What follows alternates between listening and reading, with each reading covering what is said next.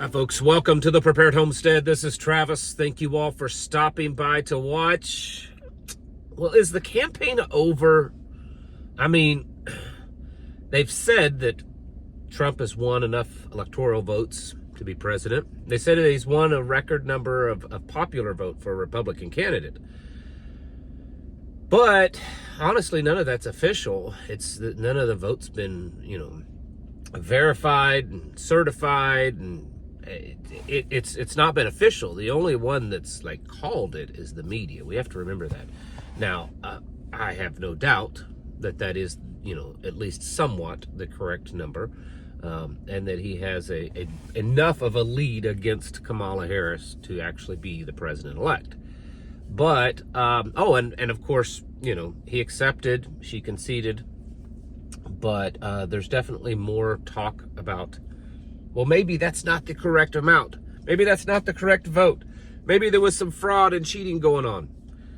That's being talked about in Democrat channels. That Trump stole this election, right? Kind of like how everyone said that Biden stole the last election, which was definitely some overt indication that happened. Kamala Harris's campaign people are saying that Joe Biden should step down as president and allow Kamala to take over as president before Donald Trump becomes president. That way, it'll be a good stick to Donald Trump. He wouldn't be the 47th president. He would be the 48th president, and there would be a woman president before him. I don't know that would necessarily happen, but I mean, stranger things have happened over the last few years. So that one I wouldn't be surprised of. I don't believe it will happen, but it's not going to shock me if it does. Also, they're throwing around the idea of putting Kamala in as a Supreme Court justice. This one's pretty official. It was on mainstream news. They were talking about it. That they're saying that Sotomayor should step down. She's in her 70s, and that Joe Biden, before he leaves office, could appoint and place Kamala Harris as the Supreme Court justice, which honestly might be worse than her being president. I mean, that's a lifelong appointment. I don't know what everyone's thinking, but that one's crazy. It's almost, like I said, crazier than her being put in as president. There's talk in Democrat circles that, like I said, the election was stolen, that it should be challenged, and that there should be, some type of recount and all this kind of stuff. The point to all of this is, because honestly, a lot of this may not go anywhere. Probably most all of it won't go anywhere. But the point is that it's quite clear that it's not over yet, and that there are at least some segments of the Democrat Party that's wanting to push this and trying to make this something different. Now, is this all a distraction? Is it all part of their little game they're playing? Who knows? It's possible. I mean, it's all a big game to them anyways. But the point is that there's certainly factions within the Democrat Party that want to not give up yet. There have been a few protests, nothing significant. And then, of course, there's just been a lot of losing of the mind, I guess you could say, online because Donald Trump won. And all that is to say that, I've seen a lot of folks online on the conservative side, the MAGA side, the Republican side, whatever, there's a lot of crossover. I don't think those are all the same thing, but there's definitely a lot of crossover, expressing signs of relief that everything's over, that now it's time for Donald Trump to get busy and to do all these things that he's promised. And he's definitely, himself and his campaign has made a lot of promises, and things happened since he won the election, indicating that he's going to, get rid of the Department of Education, do national concealed carry reciprocity, talking about different people that he's potentially going to put in place. I saw this morning that Vivek Ramaswamy is one of the top contenders for Secretary of State. And a lot of people are going to really like that. And there's nothing wrong with that.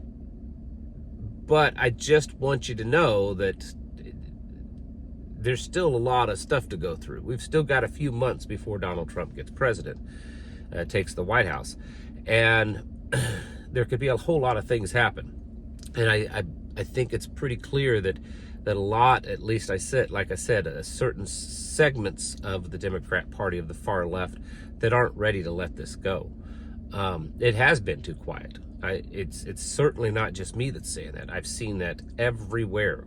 I've seen liberals, conservatives, Democrats, Republicans, all over saying that it's eerily quiet. You know, there was this massive buildup of that it was going to be an all-out civil war, figuratively or literally, or maybe even both, when it came to this election. And the election's over and it's quiet. And are we so conditioned to turmoil and strife and chaos that we want it?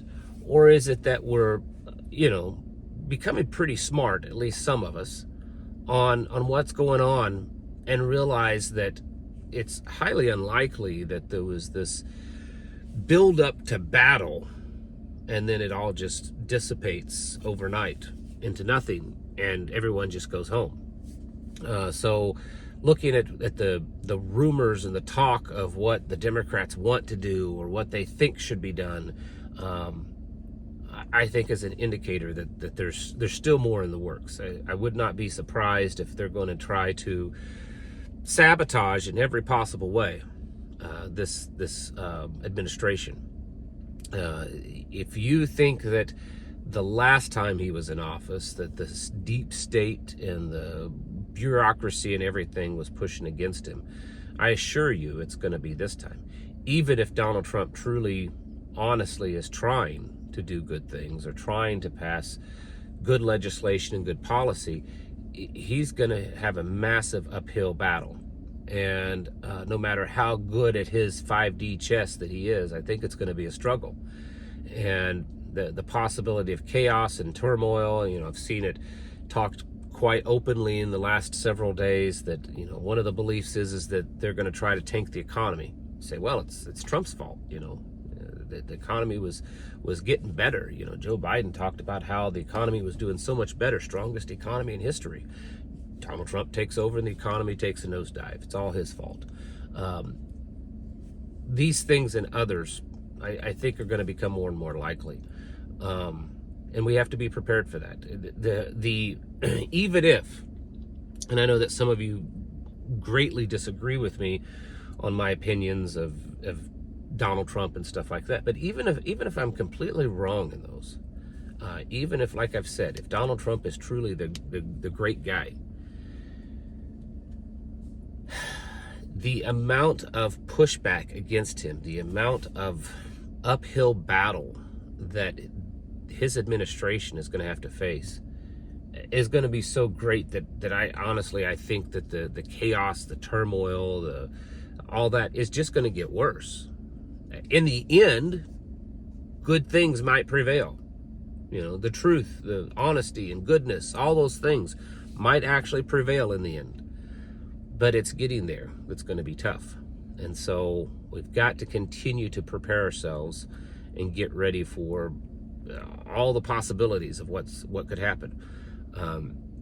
Because it's certainly a lot. They could unleash a lot of problems onto this new administration to try to break it down, to try to make it look bad, to try to show the world that, see, we told you, you shouldn't have voted this guy. Look at what he's done. He's destroyed the economy. He's destroyed the country. The illegals, the wars, all these kinds of things could certainly happen at an even greater pace because he's the president and because they want to discredit him and destroy his presidency.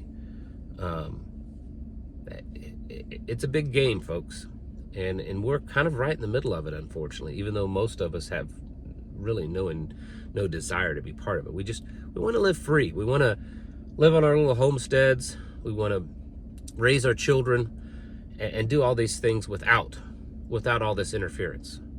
And unfortunately, that interference is going to just get worse and worse, and we have to continue to prepare for it. We need to be getting our houses in order more and more than ever before, folks. Mentally, physically, and spiritually. Thanks for watching, and I'll catch you in the next video.